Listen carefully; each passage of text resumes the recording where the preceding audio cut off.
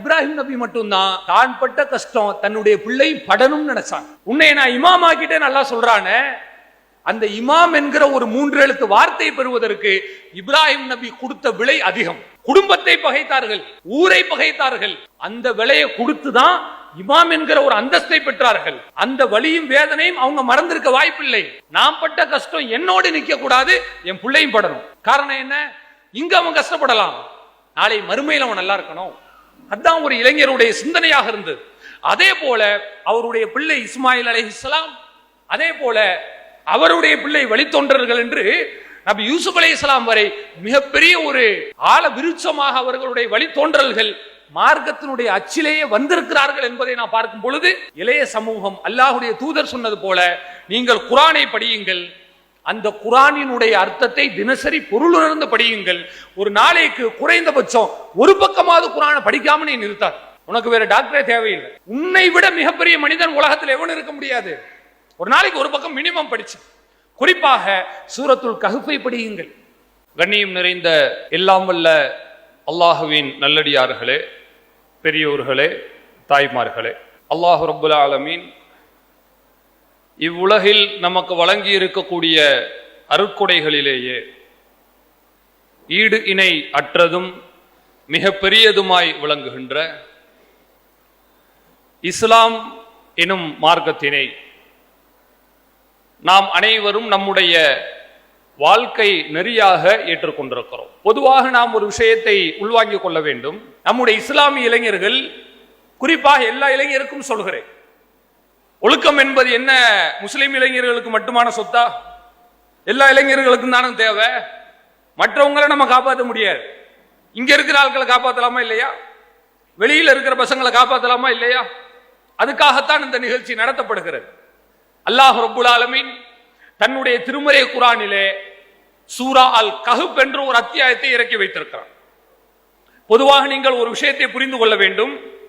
குர்ஆனில் அதற்குண்டான தலைப்பை அல்லாஹ் தேர்வு செய்வது, எந்த விஷயம் அந்த சூராவினுடைய மிக லட்சியமாக இருக்கிறதோ, எது மிகுந்த கவனிக்க வேண்டியதோ அதைத்தான் அந்த சூராவுக்கு அல்லாஹ் தலைப்பா கொடுப்பான். மார்க்கமே அதைத்தான் கொடுக்கும்.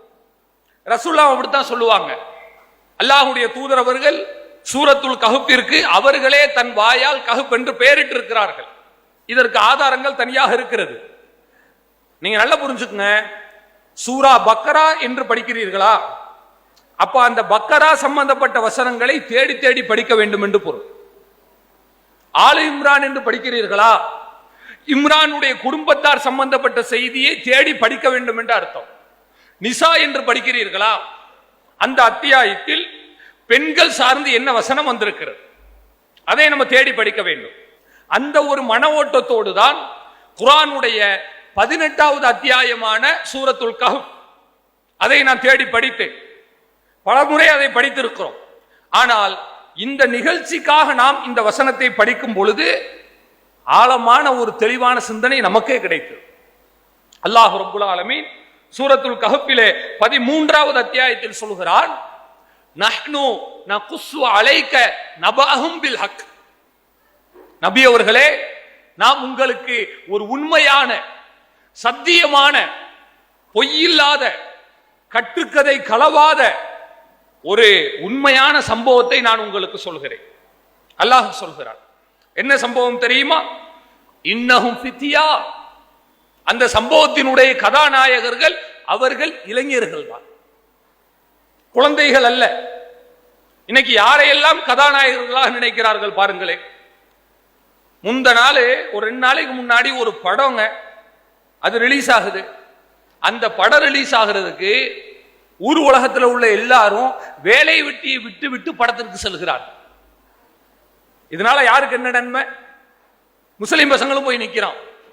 அந்த படம் ரிலீஸ் ஆகுது, அதனால ஒருவேளை சோத்துக்காகுமா? யோசிச்சு பாருங்க. அவன் 250 கோடி 300 கோடி சம்பளம் வாங்கிட்டு போயிருவாங்க. உன் வீட்டில் என்ன? ஃபர்ஸ்ட் ஷோக்கு போறதுக்கு அவ்வளவு ஆத்திரப்படுகிறான். வீட்டில் காசு கேட்டு பிரச்சனை பண்றான். கொடுக்கலனா மேல மேல பிரச்சனை பண்றான். நீ போய் பார்க்கிறிய, இந்த காரியத்தின் மூலம் உனக்கு என்ன நன்மை, சமூகத்திற்கு என்ன நன்மை? யோசிக்க வேண்டும். அல்லாஹ் சொல்லுகிறான், இன்னஹும் ஃபித்யா, அவர்கள் இளைஞர்கள், ஆமனு பிரப்பிஹிம், அல்லாஹ்வை ஈமான் கொண்டிருந்தார்கள். இளைஞர்கள் எப்படி இருக்குன்றதுக்கு இது ஒரு ரோல் மாடலுங்க. எனக்கும் இதுதான், உங்களுக்கு இதுதான், இளைஞர் அல்லாதவர்களுக்கு இதுதான். இப்படி இருந்தாதான் அல்லாஹ் நம்மள நல்ல மனுஷனா வச்சிருப்பான். நல்லவனா நடக்கணும், நல்லவனா நடக்கணும். இப்படி ஒருத்தர் வந்து திக்ரு செஞ்சுக்கிட்டே இருக்காரு, உடனே நல்லவனா நடந்துருவாரா என்ன? ஒருத்தன் ஆசைப்படுறான், நான் கலெக்டர் ஆகணும்னு ஆசைப்படுறான். ஆசைப்பட்டா கலெக்டர் ஆகிட முடியுமா? எவ்வளவு கஷ்டம். சிறு வயசுல இருந்து, சின்ன பிள்ளையில இருந்து கஷ்டப்படணும். 10ஆம் கிளாஸ் படிக்கும் போது 12வது வகுப்பு பாடத்தை அவன் தெரிஞ்சு வச்சிருக்கணும். சிறு குழந்தையா இருக்கும் பொழுதே பெரியவன் தெரிகிற விபரத்தை புரிய வேண்டும். 12 வயசுலயே மாநிலம்னா என்ன, நாடுனா என்ன, முதலமைச்சர்னா யாரு, ஒரு வரவு செலவு அறிக்கை எப்படி படிக்கணும், இதெல்லாம் தெரிந்து வைத்திருக்க வேண்டும். அப்பொழுதுதான் அவன் வந்து சமுதாயத்தை பற்றி அக்கறை உள்ளவனாக. அப்படிப்பட்ட சூழ்நிலையில இந்த இளைஞர்கள் எப்படி வர வேண்டும் என்பதற்கு இந்த ஒரு வசனம் அழகிய எடுத்துக்காட்டு பாருங்கள். ஆமனு பிரப்பிஹிம், அவர்கள் அல்லாஹ்வை ஈமான் கொண்டிருக்கிறார்கள். அப்படி என்றால் இன்றைக்கு இளைய சமூகமாக இருக்கக்கூடியவர்கள் நன்றாக புரிந்து கொள்ள வேண்டும், பெரியவர்களும் புரிந்து கொள்ள வேண்டும். முதலில் நாம் செய்ய வேண்டிய ஒரு கடமை, நாம் அல்லாஹ்வை ஈமான் கொள்ள வேண்டும். எல்லாரும் ஈமான்தாரிகள் தான், யாருங்க வந்து காபிர்கள் கிடையாது. இருந்தாலும் ஏன் சொல்லுகிறேன் தெரியுமா? அந்த ஈமான் எப்படி இருக்கிறது என்றால், அல்லாஹ் ரப்புல் ஆலமீன் சொல்கிறான், அவர்கள் அல்லாஹ்வை ஈமான் கொண்டார்கள், வஸித்னாஹும் ஹுதா, அவர்களுக்கு நாம நேர் வழியை அதிகப்படுத்தினோம். அதான் ஈமான். கல்லூரி முடிச்ச எல்லாரும் வந்து நல்லா படிச்சவங்க கிடையாதுங்க. படிச்ச படிப்ப பிரயோஜனமா செலவழிக்கிறார் இல்லையா, அவர் தான் நல்ல மாணவர். ஸ்கூலுக்கு போயிட்டு வர எல்லா பசங்களும் படிக்கிறான்னு அர்த்தம் கிடையாது. ஒரு கடையில வேலை பார்க்கிற எல்லாரும் ஆர்வமா வேலை பார்க்கிறான்னு அர்த்தம் கிடையாது. ஒரு காரியத்தை செய்கிற அனைத்து மனிதனும் சரியாக செய்கிறான் என்று பொருள் அல்ல. எவன் சரியாக செய்கிறானோ அவன் மட்டும்தான் செய்வான், அவனுக்கு தான் எல்லா விதமான நன்மையும் கிடைக்கும். அல்லாஹ் தான் சொல்றான், அந்த இளைஞர்களுக்கு நான் ஹிதாயத்தை ஜியாதத் செய்தேன், அவருடைய நேர்வழியை அதிகப்படுத்தினேன். ஏன் அதிகப்படுத்தினேன் தெரியுமா? அவர்கள் அப்படி நடந்து கொண்டார். இன்றைக்கு இருக்கிற இளைய சமூகம், உன்னிடத்தில் நேர்வழி அதிகமாகிறதா யோசித்துப்பார். ஒரு இளம் பெண்ணை எடுத்துக்கொள்ளுங்கள். அந்த இளம் பெண்ணாக இருக்கக்கூடியவர் சிறு பிள்ளையா இருக்கும் போது தொழுகையில அசால்ட்டா இருக்கலாம். குழந்தை சரி, வயதிற்கு வந்து விட்டாரா, வந்துவிட்ட பிறகு அந்த பெண் தொழுகையில் மிகப்பெரிய அக்கறையோடு இருக்க வேண்டும். ஒன்று. இரண்டாவது, மார்க்க விஷயங்களில் மிகவும் கட்டுப்பாடோடு இருக்க வேண்டும். 2. மூன்றாவது, ஹலால் ஹராம் விஷயங்களில் யார் தடுத்தாலும் தடுக்காவிட்டாலும் சுய கட்டுப்பாடோடு இருக்க வேண்டும். இதான் ஈமான். ஈமான் என்றால் என்ன தெரியுமா? நீ தப்பு செய்வதற்கு உனக்கு வாய்ப்பில்லாமல் இருக்கும் பொழுது செய்யாமல் இருப்பது அல்ல, உனக்கு தவறு செய்வதற்கு எல்லா வாய்ப்பும் இருக்கிறது, இருந்தாலும் தப்பு செய்யக்கூடாது. அதான் ஈமான். அந்த ஈமானை நோன்பிலே நாம் பார்க்கிறோம். கடுமையான பசியில் இருக்கிறீர்கள், மாலை 5 மணி ஆகிறது, சரியான பசி, வீட்டில் இருக்கிறீங்க, எல்லா உணவு பதார்த்தங்களும் சமைத்து வச்சிருக்கிறாங்க, யாருமே வீட்டில் இல்லைங்க, உங்களுக்கு பயங்கர பசியில் இருக்கிறீங்க. இப்போ அங்க இருக்கிற நோம்பு கஞ்சி பிரியாணி இது எல்லாத்திலையும் சிறிது சிறிது அளவாக எடுத்து சாப்பிட்டு விட்டு மீதம் வைத்து விட்டால் யாராலையா கண்டுபிடிக்க முடியுமா? யாராலையும் கண்டுபிடிக்க முடியாது. சிசிடிவி கேமரா இருந்தாலும் கண்டுபிடிக்கலாம். கேமரா பெரும்பாலான வீடுகள்ல ஹால்ல எல்லாம் இருக்காது, யாரும் கண்டுபிடிக்க முடியாது. தவறு செய்வதற்கு வாய்ப்பு உங்களுக்கு வாசல் திறந்தாற் போல இருக்கிறது, நீங்களும் பசியோடு இருக்கிறீர்கள். இவ்வளவு வாய்ப்புகள் இருந்தும் கூட ஒரு முஸ்லீம் ஏன் அதை மறுக்கிறான் என்று சொன்னால் அதுதான் ஈமான். அந்த ஈமான் இன்றைக்கு இருக்கக்கூடிய இளைய சமூகத்திடம் வர வேண்டும். அப்படி வந்தால்தான் அல்லாஹ் ரப்புல் ஆலமீன் நேர் வழியை தானாக அதிகப்படுத்துவார். போன வருஷம் நீ எப்படி இருந்த? நான் 10 காரியத்துல கரெக்டா நடந்தேன் பாய், தொழுத, நான் வந்து சாதாரணமா இருந்தேன் பாய். சரி, 2025 இந்த வருஷம் எப்படி பாருங்க?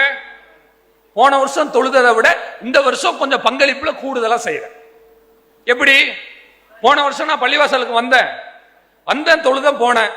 இந்த வருஷம் எப்படி பாருங்க, தொழுகிறேன், மார்க்க உழைப்பில் என்னை ஈடுபடுத்திக் கொள்கிறேன். இது ஒரு வளர்ச்சி. இதைத்தான் எல்லாம் எதிர்பார்க்கிறான். முன்மாதிரி முஸ்லிம் இளைஞர்கள் என்று சொன்னால் விதவிதமாக சட்டையும் பேண்டையும் அணிந்து கொண்டு வருவது அல்ல, அல்லது நல்ல காஸ்ட்லியான ஒரு காஸ்டியூம்ல வந்து நிற்பது அல்ல. உன்னுடைய வாழ்க்கை வளர்ச்சியை நோக்கி செல்கிறதா? யோசித்துப்பார். அடுத்து 2026 அடுத்த வருஷம் நீ உயிரோடு இருந்தால், அல்லாஹ் நாடினால், போன வருஷத்தை விட இந்த வருஷத்துல வளர்ச்சி இருக்கா?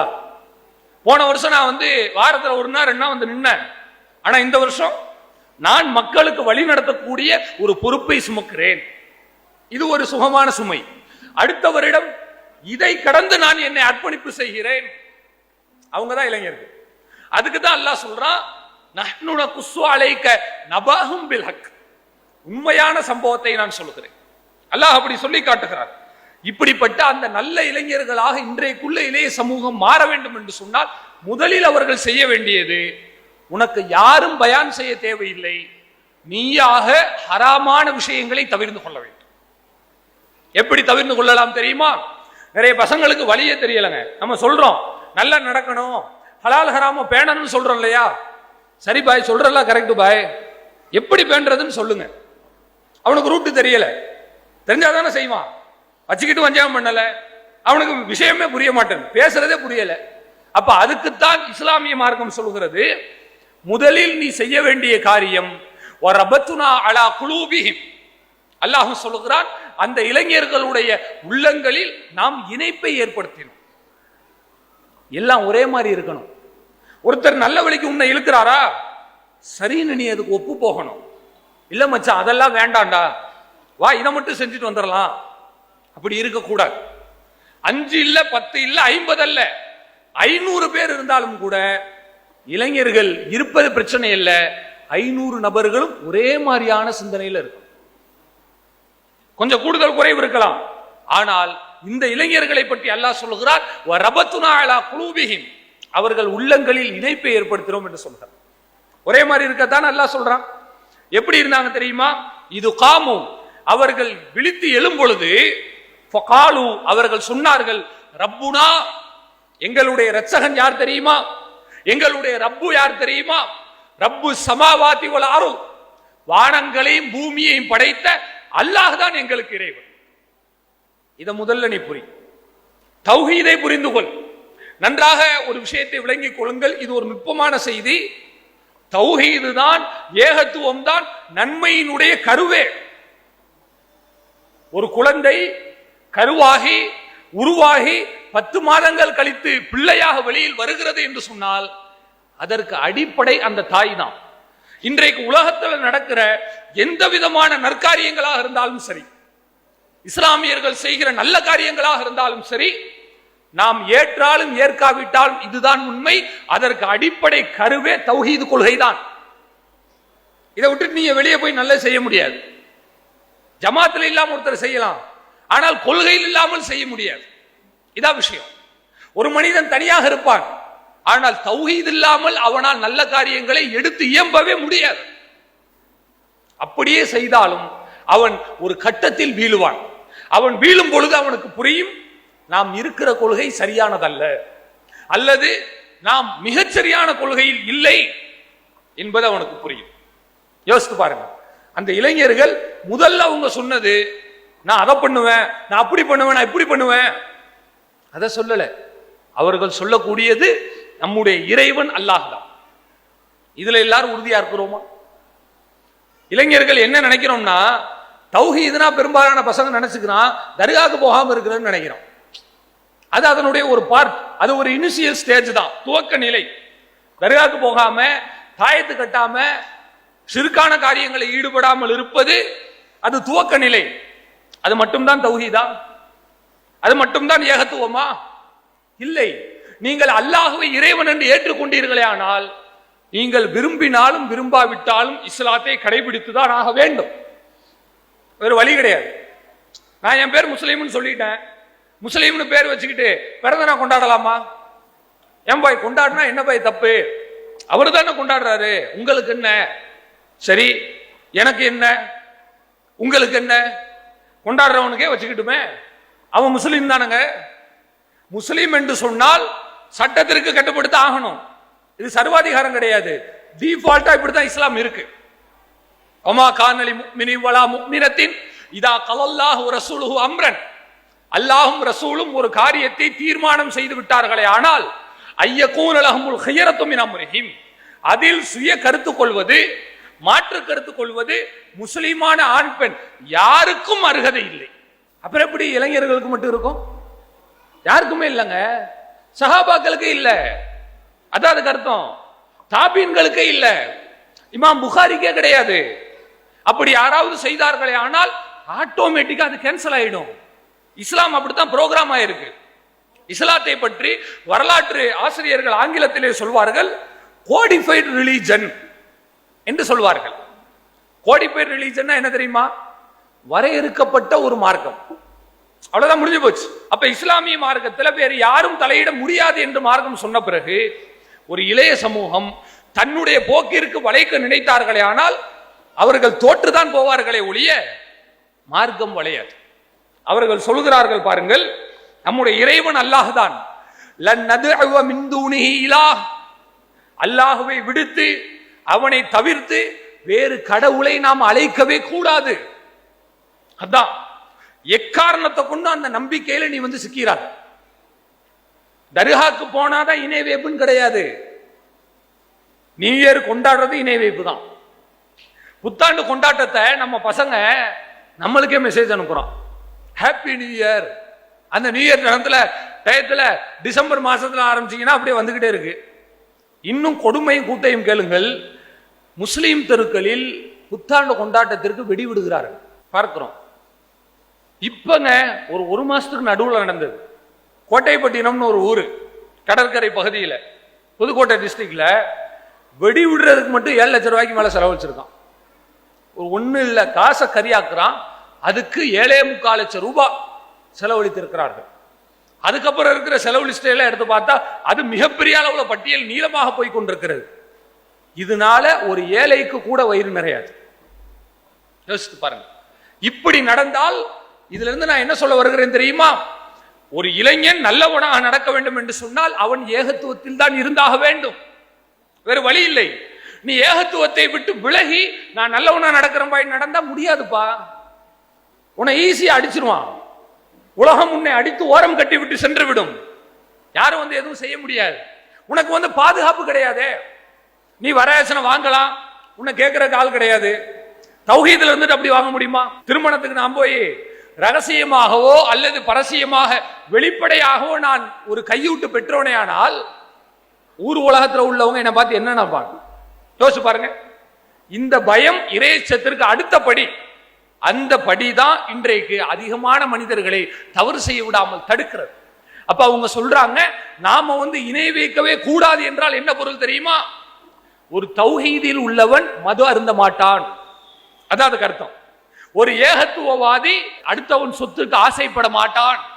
ஒரு ஏகத்துவவாதியான இளைஞன் இளம் பருவத்தில் என்னென்ன தவறுகளை செய்கிறார்களோ அந்த தவறுகள் என்கிற சகதியில் இவன் விழமாட்டான், விழிப்புணர்வோடு இருப்பான். எப்படிப்பட்ட வார்த்தை பாருங்க, பசங்க பேசுற மாதிரியா இருக்கு. இந்த வசனங்களை எல்லாம் நீங்க படிச்சு பாருங்க நேரம் ஒதுக்கி. வயது முதிர்ந்து அனுபவப்பட்டு உலகத்தை எல்லாம் பார்த்து ஆண்டு அனுபவித்த ஒரு வயசான மனுஷன் பேசுவார் இல்லையா, அந்த மாதிரி இருக்குங்க. அப்படியே சொல்றாங்க, நாம் அல்லாஹுக்கு எந்த ஈடினையும் வைக்க கூடாது. அப்படி வைத்தோமே ஆனால் லக்கது குல்நாயுதன் சததா, நாம் அப்பொழுது தன்னந்தனியாக தனித்தனியாக போய்விடுவோம். உள்ளங்களை அல்லாஹ் ஒன்றிணைச்சு வச்சிருக்கான் இல்லையா, ஷிர்க் வந்துச்சுன்னு வச்சுக்கோங்க, அப்படியே அதை ஸ்பிளிட் பண்ணிடும், ஒரு செங்குத்தான பிளவை கொண்டு வந்து விட்டுவிடும். அவர்கள் தங்களுக்குள் பேசிக் கொள்கிறார்கள். இப்படி பேசிக்கொண்டு அவர்கள் அடுத்த காரியம் என்ன செய்கிறார்கள் தெரியுமா? 15வது அத்தியாயத்தில் அல்லாஹ் சொல்கிறான், ஹாஉலாய், அவர்கள் தன் சமூகத்து மக்களை பார்த்து சொல்கிறார்கள், கௌமுனா, இதோ நம்முடைய சமுதாயத்து மக்கள், இத்தகது மின் தூனிஹி ஆலிஹா, அல்லாஹ்வை தவிர வேறு கடவுளை எடுத்துக்கொண்டார்கள். இது பாவமான காரியம் இல்லையா? லவ்லா யதூனா அலைஹிம் பி சுல்தானின் பையின், அவர்களுக்கு அல்லாஹ் ஒரு தெளிவான ஆதாரத்தை கொடுத்திருக்க வேண்டாமா? இளைஞர் இப்படித்தான் இருக்கணும். ஒரு இஸ்லாமிய இளைஞன் எப்படி இருக்க வேண்டும் தெரியுமா? தானும் நல்லவனாக நடக்க வேண்டும், தன் சமுதாயத்தையும் நல்வழியில் அவன் செலுத்த வேண்டும். அப்படி இருக்கியா, நீ நல்ல வழியில் இருக்கன்னு அர்த்தம். அப்படிலாம் இல்லைங்க பாய், நான் வருவேன், சும்மா தொழுவேன், போவேன், சாப்பிடுவேன், தூங்குவேன், எழுந்திருப்பேன். இது இன்னும் நீ பரிபூர்ணமான இஸ்லாமிய இளைஞனாக மாறவில்லை என்பதை காட்டுகிறது. புரிந்து கொள்ள வேண்டும். அவங்க சமுதாயத்தை பார்த்து அக்கறைப்படுறாங்களா இல்லையா? இன்னைக்கு நம்ம பார்க்கிறோங்க. நானே பார்த்தேன் ஒரு வீடியோ. ஒரு 3-4 வருஷத்துக்கு முன்னாடி கேரளாவில் கடுமையான வெள்ளம். அந்த வெள்ளத்துல ஒரு இளம் பையன் தான், அதிகபட்சம் 20 வயசு இருக்கும், அவ்வளவுதான். என்ன காரியம் பண்ணா தெரியுமா? அங்க கேரளால எல்லா மலைப்பகுதியில தானே வாழ்வாங்க. ஒரு கரையில இருந்து இன்னொரு கரைக்கு போறதுக்கு மரப்பாலம் தான் போட்டிருக்காங்க. வெள்ளம் போர்ஸா வர்றதுனால பாலம் அடிச்சுக்கிட்டு போயிடுச்சு, பாலத்தை காணோம்.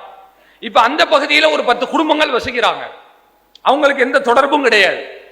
வெள்ளம் பாத்தீங்கன்னா காட்டாற்று வெள்ளம் கடுமையா ஓடுது. இப்ப அந்த பையன் அழகான ஒரு காரியம் செஞ்சான்.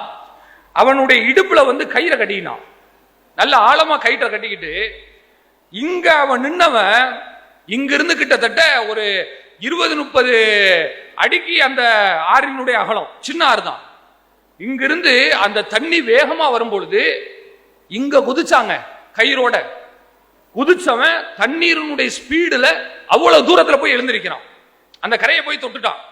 தொட்டு மேலே ஏறி நேர இந்த மரத்துல கயிறு கட்டியிருந்தான், இடுப்புல கட்டியிருந்தான் இல்லையா, அந்த கயிறை அவிழ்த்து அந்த பக்கம் இருக்கிற மரத்துல கட்டிட்டான். அந்த கயிறை கட்டினதனுடைய விளைவு இங்கிருந்து சாப்பாடு அந்த பகுதி மக்களுக்கு போகும். ஒரு இளைஞன், நான் எதுக்கு சொல்றேன்னா, இவன் தண்ணியோட தனியா போயிருந்தானா என்ன நடக்கும் சொல்லுங்க? அவன் இடுப்ப கட்டினது மரத்துல அப்படி ஒரு சப்போர்ட்டுக்காக கட்டல, அங்கு போய் கட்டுறதுக்காக கட்டினான். தண்ணீர்ல ஸ்பீடா போயிருந்தான்னு சொன்னா உலகத்தை காப்பாத்த போய் இவனும்ல போய் சேர்ந்திருப்பான். அந்த ஒரு விவரம் தெரிந்தும் அவன் போனான் இல்லையா? இது உலகத்தில் மக்களை காப்பாற்றுவதற்காக. இந்த குகைவாசிகள் பேசுகிறார்கள் இல்லையா, லவ்லா யஅதூன அலைஹிம் பிசுல்தானின் பையின், அவங்களுக்கு தெளிவான ஆதாரத்தை அல்லாஹ் கொடுக்க வேண்டாமா பேசுகிறார்கள் இல்லையா? இது அந்த கயிற்றை கட்டி கொண்டு குதித்தானே இந்த இளைஞன், அவனை விட 100 மடங்கு அதிகமான அர்ப்பணிப்பு. எங்க உலகத்துல சாப்பாடு இல்லைங்க அந்த கரையில் உள்ளவங்களுக்கு. இவன் கயிறை கட்டலன்னா வேற ஏதாவது டெக்னாலஜியை பயன்படுத்தி கொடுத்துடலாம், பிரச்சனை இல்லை. ஆனால் மறுமை விஷயத்தில், மார்க்க விஷயத்தில் ஒரு இளைஞன் மக்கள் மீது அக்கறை இல்லாமல் காப்பாற்றாமல் இருந்தான் என்று சொன்னால், நாளை மறுமையில் இவனே நினைத்தாலும் காப்பாற்ற முடியாது. யோசிச்சு பாருங்க. அந்த இளைஞன் செய்ததை விட குகைவாசிகள் 100 பங்கு அதிகமான அர்ப்பணிப்பை செய்திருக்கிறார்கள். சமுதாயத்தை பார்த்து கவலைப்படு. ஒரு இளம் வயது வாலிபர் தன் சமூகத்துல வரதட்சணை கொடுமை தலைவிரித்து ஆடுகிறதே, அந்த கவலை உனக்கு வரணும். தான் உண்டு தான் வேலை உண்டு என்று செல்லக்கூடாது. நல்ல படிச்சம்பாய், சம்பாரிச்சம்பாய், முடிஞ்சு பாய் வேலை செல்லவே கூடாது. இந்த இளைஞர்களுக்கு எப்படி சமூக அக்கறை இருந்திருக்கிறது? உன்னில் அக்கறை இருக்கிறதா? இருந்தால் நீ சரியான முன்மாதிரி இளைஞன். இல்லையா, இன்னும் நீ அப்கிரேட் ஆகணும்னு அர்த்தம். இன்னும் கீழே தான் இருக்கிற, இன்னும் நீ பார்வேடா வரணும். சராசரி மனுஷனா நீ இருக்கிற, முன்மாதிரி முஸ்லிம் இளைஞரா மாறவில்லை. இது எல்லா இளைஞர்களுக்கும் சேர்த்து, எனக்கும் சேர்த்தே நான் சொல்லுகிறேன். நாளுக்கு நாள் இம்ப்ரூவ் இருக்கணுங்க. சும்மா அதே இடத்துல செக்குமாடு மாதிரி சுத்திட்டு நின்னா என்ன அர்த்தம்? ஒரு கடை வச்சிருக்கீங்க, ஒரு நாளைக்கு 1000 ரூபாய் சம்பாதிக்கீங்களா? மறுநாள் 1100 ரூபாய் சம்பாதிக்கணும். அடுத்த வருஷம் ஒரு 1000 ரூபாய் சேர்த்து சம்பாதிக்கணும். காலம் ஃபுல்லா இவன் 500க்கும் 400க்குமே வச்சுக்கிட்டு டைம் பாஸ் மாதிரி உட்கார்ந்து இருந்தானா இவனுக்கும் பிரோஜனை இல்லை, ஊருக்கும் பிரோஜனை இல்லை, குடும்பத்துக்கும் அதனால பாய்தா கிடையாது. அது மாதிரி இருக்க கூடாது. அப்போ இளைஞர்கள் முதலில் கவனிக்க வேண்டிய செய்தி, சமுதாயத்தை பற்றி நீ கவலைப்படு. இது ஒன்று. இரண்டாவது, இளைஞர்களிடம் உள்ள இஸ்லாமிய மார்க்கம் உயிர்ப்போடு இருக்க வேண்டுமா? முதலில் உன்னிடத்துல வணக்கத்தை நீ அதிகப்படுத்து. வணக்கம் என்றால் ஐங்கால தொழுகை சொல்லவில்லை. அது நினைச்சாலும் நினைக்காட்டான் தொழுதான் ஆகணும், வேற வழி கிடையாது. ஐங்கால தொழுகை ஃபர்ல் என்பது நமக்கு கடமை. அல்லாஹ்வுடைய தூதர் சொன்ன ஒரு அடிப்படையான விஷயம். புனியல் இஸ்லாம் அலா ஹம்ஸ், இந்த இஸ்லாமிய மார்க்கம் 5 தூண்களின் மீது நிறுவப்பட்டிருக்கிறது. முதலாவது தூண் ஷஹாதத்தி அல்லா இலாஹ இல்லல்லாஹ் வ அன்ன முஹம்மது ரசூலுல்லாஹ். லா இலாஹ இல்லல்லாஹ் முஹம்மது ரசூலுல்லாஹ் என்று ஷஹாதா சொல்வது. அல்லாஹ்வுடைய தூதர் சொல்கிறார்கள், அடுத்தபடியாக நம்முடைய மார்க்கத்தில் சொல்லப்படுவது இகாமிஸ் ஸலாத், தொழுகை நிலைநாட்டு. அதானங்க, அது நீங்க விரும்பாட்டால் செஞ்சாகணும். அதை நான் பெரிதாக சொல்லவில்லை, நாம் செய்வோம் என்று நான் நம்புகிறேன். இரண்டாவது, உபரியான இபாதத்துகளை நீ அதிகப்படுத்து. இது பசங்களுக்கும் பெண்களுக்கும் இதான். இதுக்கு நீங்க பார்க்கலாம், என்னைக்கு வந்துங்க நம்மிடத்துல இபாதத்துகள் ஆழமாக இருக்கிறதோ அப்பொழுது உங்களை கெடுப்பதற்கு எந்த கொம்பனாலும் முடியாது. இதான் உண்மை. சமுதாய அக்கறை இருக்கணும், அல்லாஹ்வின் மீதான அச்சமும் இருக்க வேண்டும். அல்லாஹ்வுடைய தூதர் ஸல்லல்லாஹு அலைஹி வஸல்லம் அவர்கள் சொன்ன ஒரு அற்புதமான செய்தி இருக்கிறது. அதாவது அல் இபாதத்து ஃபில் ஹர்ஜ், சஹீஹ் முஸ்லிமிலே வருகிறது. குழப்பமான காலகட்டத்தில் ஒருவன் இபாதத் புரிகிறான் என்று சொன்னால் அது எந்த அளவிற்கு நன்மை தெரியுமா? ஹிஜ்ரத்தின் இலைய, என்னிடத்தில் ஹிஜ்ரத் செய்து வருவதற்கு சமானம் என்று சொல்கிறார். பாக்குறீங்க, எல்லாரும் பாத்தீங்கன்னா ஏதாவது டென்ஷன்லயே அலையறான், அல்லது மார்க்க ரீதியான குழப்பம், எது சரியான மார்க்கம் எது சரியான ஆட்சி என்று முட்டி மோதி கொண்டிருக்கிறார்கள். அவன் எப்படி ஆட்சியை பிடிக்கலாம், எப்படி மக்களை கைப்பற்றலாம் என்று ஆலோசித்துக் கொண்டிருக்கும் பொழுது ஒரு இளைஞன் இபாதத்தை நோக்கி வருகிறான் என்று சொன்னால் அவனுக்குள்ள வெகுமதி, அவனுக்குள்ள கூலி என்னை நோக்கி வருவதற்கு சமானம். அல்லாஹ்வுடைய தூதர் சொல்கிறார். இதான் நீங்க பார்க்கலாம், ஒரு சஹாபி, அதாவது அவருடைய வாழ்க்கை இன்று வரை எனக்கு தெரிந்து இது மாதிரியான ஒரு இளைஞர் சமுதாயத்தை நாம பார்த்ததே கிடையாது என்று சொல்கிற வகையில் தான் அவருடைய வாழ்க்கையை நம்ம பார்க்கிறோம். எந்த அளவுக்குன்னு சொன்னா, குறிப்பா சஹாபாக்கள்ல உள்ள இளைஞர்கள் என்று நாம எடுத்து பார்த்தோம் என்று சொன்னால், அப்படி பார்க்கக்கூடிய நேரத்தில் ஒரு நபரை தவிர்த்து விட்டு நம்ம சஹாபாக்களை பத்தி பேசவே முடியாது. அந்த நபர் யார் தெரியுங்களா? அருமையான மனிதர், அப்துல்லாஹ் பின் உமர் என்கிற மனிதர். புகாரியிலே 3738வது செய்தி, அதுல நீங்க பார்க்கலாம், அந்த அப்துல்லாஹ் பின் உமர் ரலியல்லாஹு அன்ஹு அவர்கள் ஒரு நல்ல பயமுறுத்தக்கூடிய படிப்பினை தரக்கூடிய ஒரு ஹதீஸை சொல்கிறார்கள். அவங்க நல்ல, நான் தூங்கிக்கிட்டு இருந்தேன், அவங்க சொல்லி காட்டுறாங்க, பள்ளிவாசல்ல தான் தூங்கினேன். இப்னு உமருடைய ஸ்பெஷாலிட்டி என்ன தெரியுமா? வ குன்து அனாமு ஃபில் மஸ்ஜித் அலா அஹ்தி நபி ஸல்லல்லாஹு அலைஹி வஸல்லம். அவர்கள் சொல்கிறார்கள், நான் சின்ன பையன் தான், ஆனா அல்லாஹ்வுடைய தூதர் காலகட்டத்தில் பள்ளியில தான் நான் தூங்கக்கூடியவனா இருந்தேன். அப்படின்னா என்ன பொருள்? பள்ளியோடு தொடர்புல இருந்திருக்காருன்னு அர்த்தம். பள்ளியில உறங்குவத இளைஞர்கள் வழக்கமாக்கி கொள்ளுங்க, அது உங்களுக்கு நல்லது. வீட்டுல தூங்கினா நல்ல சொகுசா தூங்கலாம், நல்லா இருக்கும், எல்லாம் அந்த இடத்துல இருக்கும், நமக்கு வேலை மிச்சம். சரி, பள்ளியில தூங்கி பழக்கப்படுங்க. ஏனென்று சொன்னால் பள்ளிவாசலில் உறங்குவது உன்னை அறியாமலேயே இஸ்லாமிய தொடர்பை உனக்கு அதிகப்படுத்தும். ஏன்னா அந்த இடத்துக்கு வந்துட்டோம்லங்க, சில ஆட்கள் வைத்தியம் பார்ப்பாங்க, உடலுக்கு மருத்துவம் பார்க்கும்போது வீட்டில இருந்தே நான் மருந்து சாப்பிட்டுக்கிற பாயின்னு வாங்குவான். மருந்து வாங்கின மருந்து அப்படியே இருக்கும், பாத்துறீங்களா? 1000 ரூபாய் 2000 ரூபாய் கொடுத்து மருந்து வாங்கியிருப்பாரு, ஒரு வாரம் ஆகும், 10 நாள் ஆகும், மருந்து பாட்டில் அப்படியே தூங்கிட்டே இருக்கும். இவர் மருந்தும் சாப்பிட மாட்டாரு, நோயும் குணமாக. ஆனா ஹாஸ்பிட்டல்ல போய் அட்மிட் ஆயிட்டான்னு வச்சுக்கோங்க, அது தானா நடக்க ஆரம்பிச்சு. ஏன்னா அந்த இடத்துக்கு போயிட்டார் இல்லையா? அதான் இளைஞர்கள் பள்ளியில உறங்குவது மிகச்சிறந்த ஒரு நல்ல ஒரு முன்னெடுப்பு என்று நான் சொல்லுகிறேன். இவர் அப்படி தூங்குவாராம். தூங்கும் பொழுது ஒரு கண்ட கனவை சொல்லி காட்டுகிறார். அதாவது 2 மலக்குமார்களை நான் கனவில் பார்த்தேன். 2 மலக்குமார்களுமே என்னை அவர்கள் அழைத்து சென்றார்கள். அழைத்து செல்லும் பொழுது மிகப்பெரிய ஒரு கிணறு, அந்த கிணற்றின் ஓரத்திலே ஒரு தூண் போல இருந்தது.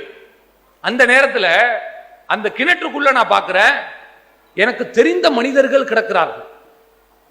ஊர்ல யாரெல்லாம் நமக்கு சொந்தக்காரங்களா பந்தக்காரங்களா தெரிஞ்ச ஆட்களா நண்பர்களா இருப்பாங்களோ அந்த மனிதர்கள் எல்லாம் கிணத்துக்குள்ள கிடக்குறாங்க. அப்படி கிடக்கக்கூடிய சூழ்நிலையில தெரிஞ்ச ஆட்களை நான் பார்த்துட்டேன். பார்த்துட்டு எனக்கு தெரிந்து விட்டது, இது நரகம் என்று தெரிந்து விட்டது.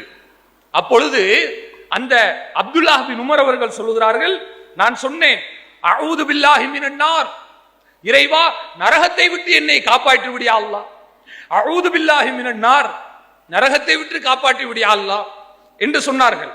அப்படி சொல்லிக் கொண்டிருக்கும் பொழுது இன்னொரு மலக்கு அவங்கள்ட்ட சொன்னாங்களாம், லன்துரா, நீங்க பயப்படாதீங்க, இது உங்களுக்கான இடம் கிடையாது.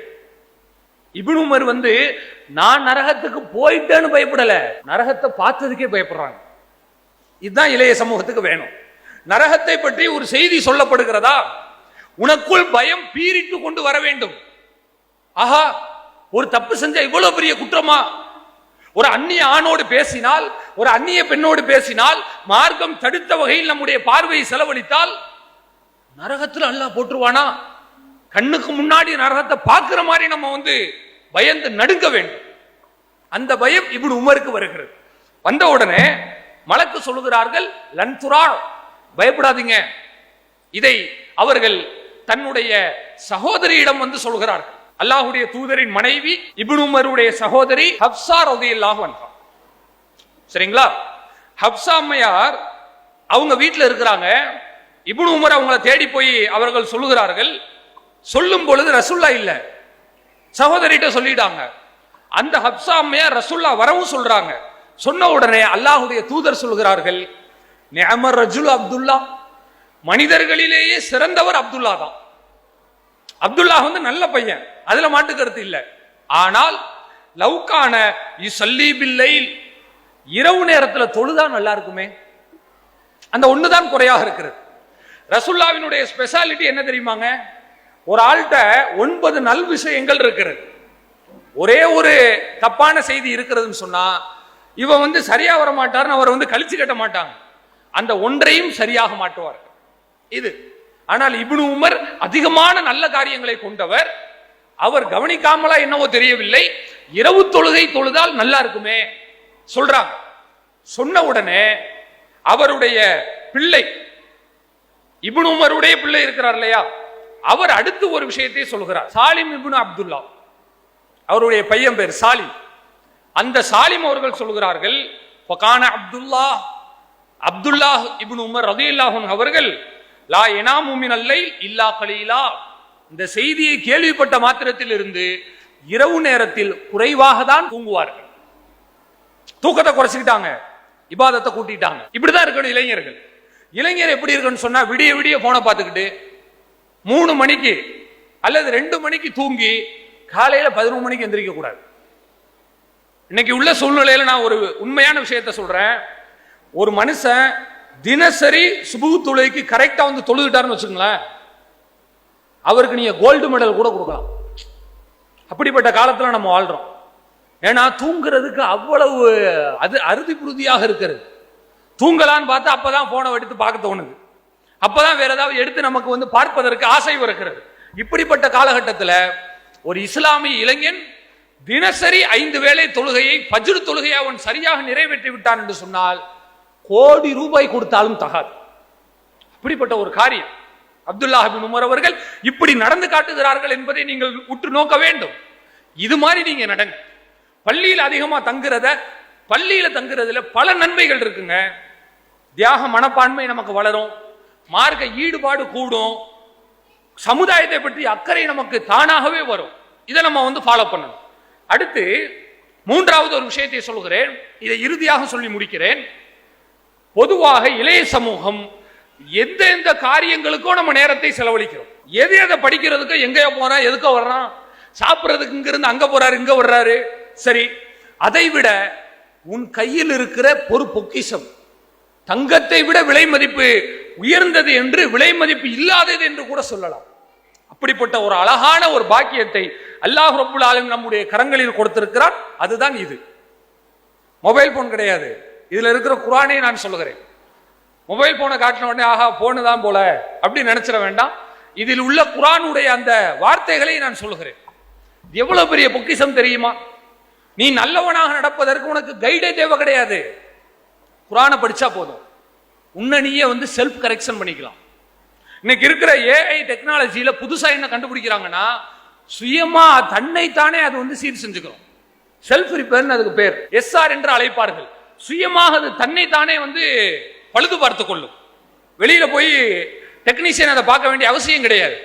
அந்த மாதிரி உனக்கு இருக்கக்கூடிய ஒரே ஒரு டூல் கிட் எதுன்னு சொன்னா குர்ஆன் தான். அல்லாஹ் ரப்புல் ஆலமீன் இந்த குர்ஆனை கொடுத்து அதை நாம கடைபிடித்து விட்டோம் என்று சொன்னால் அதுக்கு நிகராக நமக்கு நல்ல வாத்தியார் உலகத்தில் வேறு எதுவுமே கிடையாது. இதை நான் சொல்லவில்லை, சஹாபாக்கள் தன்னுடைய வாயால் அவர்கள் ஒப்புதல் கொடுக்கிறார்கள். முஸ்னத் அகமது என்கிற ஹதீஸ் கிதாபிலே நீங்கள் பார்க்கலாம். அல்லாஹ்வின் தூதர் ஸல்லல்லாஹு அலைஹி வஸல்லம் அவர்கள் சொல்கிறார்கள், கியாமத் நாளுக்கு அடையாளம் என்ன தெரியுமா? அதுல நிறைய காரியங்கள் இருக்கு. அல்லாஹ்வுடைய தூதர் சொல்கிறார்கள், மறுமை நாளினுடைய அடையாளம் என்பது எதுஹபுல் இல்ம், கல்வி அழிந்து விடும். கல்வி அழிந்துடும்னா எல்லாரும் கை நாட்டா போயிருவாங்கன்னு அர்த்தம் கிடையாது. பட்டதாரியா இருப்பான், ஆனா முட்டாளா இருப்பான். இன்னைக்குள்ள மாதிரி படிச்சிருக்காங்க, கிழிஞ்ச பேண்ட போட்டுக்கிட்டு வர்றான். இது என்னப்பா, இதான் ஃபேஷன். இது உலகத்துல எவனாவது ஏத்துக்குருவானா? நல்ல படிச்சவன் போட்டுருக்க ட்ரெஸ் கிழிச்சுக்கிட்டு வர்றாங்க. ஏங்க, நல்ல பேண்ட் வந்துங்க 500 ரூபா, கிழிச்சு தச்ச பேண்ட் 800 ரூபாங்க. இந்த சினிமா நடிகர்கள் மாதிரி சமுதாயத்தை பத்தி என்ன நடந்தாலும் எனக்கு கவலை இல்லை, காசுக்காக நான் எந்த எல்லைக்கும் போவேன் என்கிற மனிதர்கள் பயன்படுத்தக்கூடிய அந்த பொருட்கள், அதை இவனும் பயன்படுத்த பார்க்கிறான். 3000 ரூபா 4000 ரூபா மேக்ஸிமம் சொல்லி ஒரு துணி கடை இருக்கு, போனீங்கன்னா அங்க பார்க்கலாம். நீங்க போட்டு வச்சிருப்பான், ஒன்னுத்துக்கும் பிரயோஜனம் இல்லை. அந்த 3000 ரூபாய் பேண்ட்டை வாங்கி 1 மாசம் 2 மாசம் மாட்டியிருப்பாரு, அடுத்து இன்னொரு டிசைனை கொண்டு வருவான். அது எப்படி? போன மாசம் வந்து இந்த பக்கம் கிழிஞ்சிருக்கும், இந்த மாசம் வந்து இந்த பக்கம் கிழிஞ்சிருக்கு. நான் சொல்ற சிரிக்கிறக்கா சொல்லலங்க, உண்மையிலும் உண்மை. நீ போய் பார்க்கலாம், பார்த்தா பரிதாபமா இருக்கு. ஏன்டா அப்படி பைத்தியக்காரன் மாதிரி அலையறானோல பார்க்கிறோம். முடிய வெட்டுறான். நாங்க சின்ன பிள்ளைகள எல்லாம் இந்த போலீஸ் கட்டிங்னு சொல்லுவாங்கல்லங்க, போலீஸ்காரன் கிராப் வெட்டி இருப்பாங்க பாத்தீங்களா, அதுதான். அப்ப இந்த பாக்ஸ் கன்றாவி கர்மாந்திரம் எல்லாம் கிடையாது. இந்த ஆர்வத்துல இந்த கிராப் வெட்டிட்டு வீட்டுக்கு வந்துடும். எங்க தகப்பனார் என்ன செய்வார்னா, காதை பிடிச்சி இழுத்துட்டு போவார். ஓடா சலூன் கடையில விட்டு, உனக்கு ஏன்பா இப்படி வெட்டினீங்க? அவன் தான் வெட்ட சொன்னான். அவன் சொன்னா வெட்டிடுவீங்களா? அடிங்க மொட்டைய. நல்ல மலுமலுன்னு உம்ராக்கு போயிட்டு வந்த மாதிரி அடிச்சு கொண்டு வந்து ஸ்கூல்ல விட்டுருவாங்க. இப்படி ஒரு காலம். இன்னைக்கு எப்படி? பள்ளிக்கூட பையன் படிப்புல கவனமா இருக்கானோ இல்லையோ, முடியல கவனமா இருக்கான். இங்க இருந்து ஒரு பையன் பாத்தீங்கன்னா சைட்ல இருந்து பார்த்தா வெட்டின மாதிரி இருக்கு, இங்க இருந்து பார்த்தா வெட்டாத மாதிரி இருக்கு. இது என்னப்பா? ஒன் சைடு கட்டிங் பாய். உன்னர்த்தம் பாக்குறேன், மேல இருந்து முன்னாடி இருந்து பார்த்தோன்னா ஆண் மாதிரி இருக்கான், பின்னாடி இருந்து பார்த்தா பெண் மாதிரி இருக்கான். இது என்னப்பா? டைல் பாய். ஏன்னா அவன் போடுற அந்த டி ஷர்ட் பேண்ட் பின்னாடி ஜடையை பார்த்தா யாரோ பெண்கள் நடந்து போறாங்க போல அப்படின்னு நினைச்சிடறோம். முன்னாடி போய் பார்த்தா தான் தெரியுது நல்ல சீவி இருக்கான். எவ்வளவு மோசமா இருக்கான் பாருங்களேன். இதைத்தான் ரசூலுல்லாஹ் சொன்னாங்க, எதுஹபுல் இல்ம். படிச்சிருப்பான், ஆனா படிச்சது பலம் கொடுக்காது. படித்த அனைவரும் அறிவாளிகள் அல்ல, படிக்காத அனைவரும் முட்டாள்கள் அல்ல. கல்வி அழிஞ்சு போயிடும். சஹாபாக்கள் அதுக்கு என்ன கேட்கல தெரியுமா? எங்க பசங்கள டிகிரி படிச்சிருப்பாங்க, அப்படி இருப்பாங்க இப்படி இருப்பாங்க, அதை கேட்கலங்க. அவங்க அழகா கேட்கிறாங்க, அல்லாஹ்வுடைய தூதரே, கைஃப யذهبுல் இல்ம், கல்வி எப்படி அழியும்? ஏன் தெரியுமா? வநஹ்னு நக்ரவுல் குர்ஆன், நாங்க குர்ஆனை ஓதுறோம். அப்ப எப்படி கல்வி அழியும்? புரியுதா உங்களுக்கு? எந்த சமுதாயம் குர்ஆனை பொருளோடு உயிர்ப்போடு கவனத்தோடு ஓதுகிறதோ அந்த சமுதாயத்திடம் அறியாமை இருக்காது. குர்ஆனை ஓதுற ஒரு பையன் ஃபேஷன் ட்ரெஸ் போடாம இருக்கலாம், புத்திசாலியா இருப்பான். குர்ஆனை ஓதுற ஒரு இளைஞன் அவன் தற்காலத்தில் இருக்கக்கூடிய அந்த ட்ரெண்டிங்க்கு பலியாகாம இருக்கலாம், நல்ல மனுஷனா இருப்பான். அதான் நமக்கு தேவை. ஒரு முஸ்லீம் நல்லவனாக இருக்க வேண்டும் என்பதுதான் தேவையை ஒழிய அவன் என்ன ட்ரெஸ் போட்டிருக்கான் அதெல்லாம் பார்க்க மாட்டான். அவங்க அப்படித்தான் கேட்கிறாங்க சஹாபாக்கள். வநஹ்னு நக்ரவுல் குர்ஆன், நாங்க குர்ஆனை ஓதுறோம். வநுக்ரியுஹு அப்னாஅனா, எங்க பிள்ளைங்களுக்கு குர்ஆனை ஓதி கொடுக்கிறோம். வயுக்ரியுஹு அப்னாஉனா அப்னாஅஹும், எங்க பிள்ளைங்க பேர பிள்ளைங்களுக்கு குர்ஆன் ஓதி கொடுக்குறாங்க. பாக்குறீங்களா எப்படி அவங்க சொல்றாங்க? நாங்க வாழையடி வாழையா படிச்சோம், நாங்க முதல் தலைமுறை பட்டதாரி கிடையாது, பரம்பரையா நாங்க இன்ஜினியர் குடும்பம், அதெல்லாம் சொல்லல. நாங்க குர்ஆனை ஓதுறோம், பிள்ளைங்களுக்கு ஓதி கொடுக்கிறோம், பேர பிள்ளைங்களுக்கு ஓதி கொடுக்குறாங்க. எதுவரை? இலா யௌமில் கியாமா, கியாமத் நாள் வரை இப்படித்தான். இவ்வளவு தூரம் குர்ஆனோடு அநியமாக அணுக்கமாக இருக்கக்கூடிய நாங்க, எங்கள்கிட்ட எப்படி கல்வி அழியும்? கேள்வி லாஜி கரெக்டா இருக்கு, புரியுதுங்களா? கேட்ட உடனே நபிகள் நாயகம் ஸல்லல்லாஹு அலைஹி வஸல்லம் அவர்கள் ஒரு அற்புதமான ஒரு தகவலை சொன்னார்கள்.